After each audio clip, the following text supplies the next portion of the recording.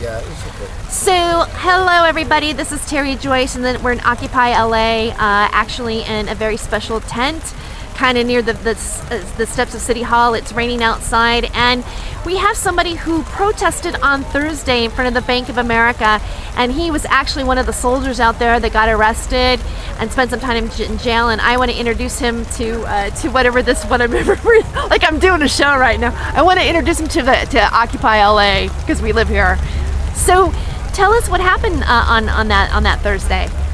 Okay, so first of all, Thursday started out with a union march. SEIU came out and they were doing their permitted march. So what happened was the cops had blocked off all the roads for the route, the permit route. And there was no car. This is why I hate permitted marches and permitted protests. Because when you permit a protest, everybody can't see you because they blocked off everything.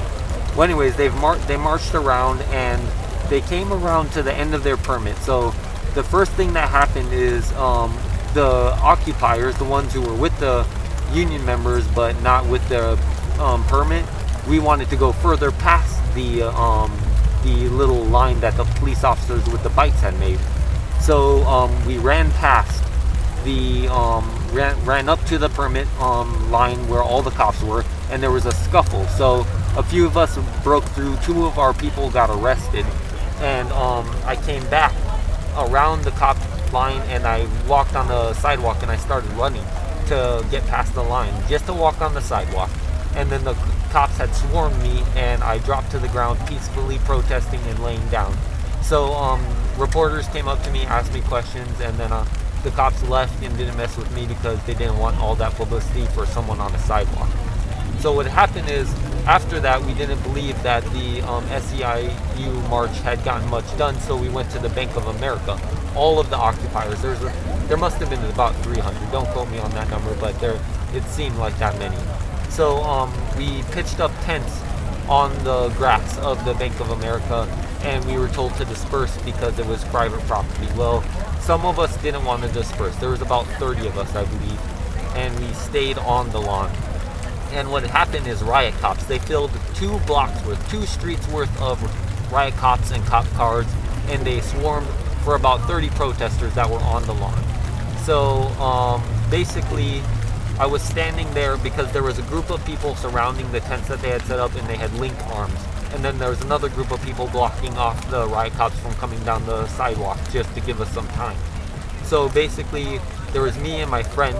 We stood on the bank, like this little edge where there was flowers, and we told them to start cheering and shit for all of the people who were getting arrested and being taken away. So what had happened is 2 cops with shotguns and beanbags inside the shotguns, they aimed it at me like as if they were going to shoot me because I was riling up the crowd. So I'm not gonna lie, I was dead scared that he was going to shoot me. I knew it was going to hurt.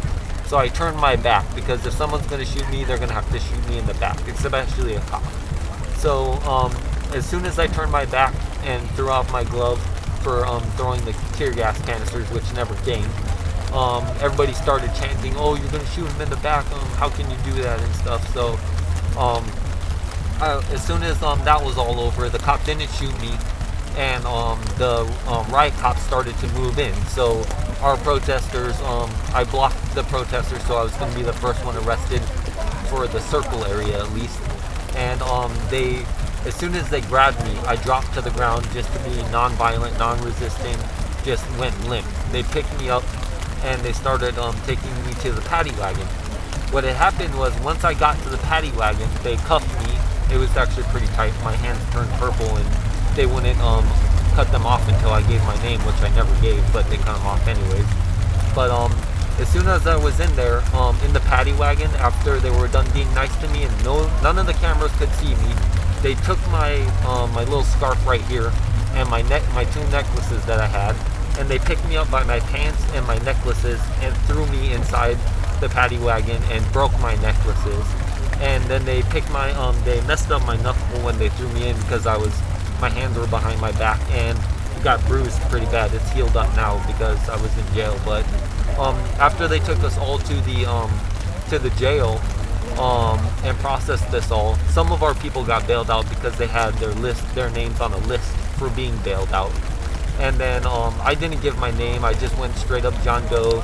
I didn't sign anything. And then as soon as we got there, I told them I was on hunger strike, but they didn't believe I was going to go on hunger strike.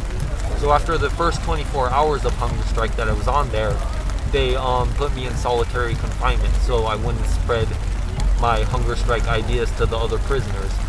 So basically what happened, I went on hunger strike for about 60 hours because on the day of the protest, the last meal I had was at 10 a.m. and we got booked around, I think it was about 6 o'clock. And then so basically I was in the back in the solitary confinement. I didn't eat for the whole time. I just laid down and slept because that's the best way to conserve energy and keep the hunger strike going as long as possible.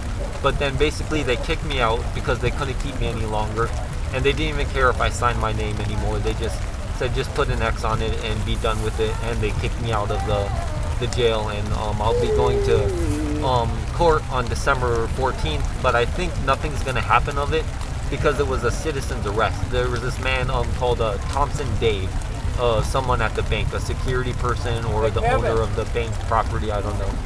But basically what happens, what will happen is just like a ticket that an officer gives, the accuser has to be... Can you give us a few minutes? The person has to be there to accuse you and be with there giving you the ticket. Give me a few minutes. I don't think this rich banker dude is going to come for every single person. I mean, there was like 30 people he mass arrested. So the cops did the dirty work of a banker and kicked us all off the stuff. But basically that's what happened. Got back, ate some Chinese food, big old plate because I was super hungry. But I'm ready for more. Thank you. Yeah. Thank you.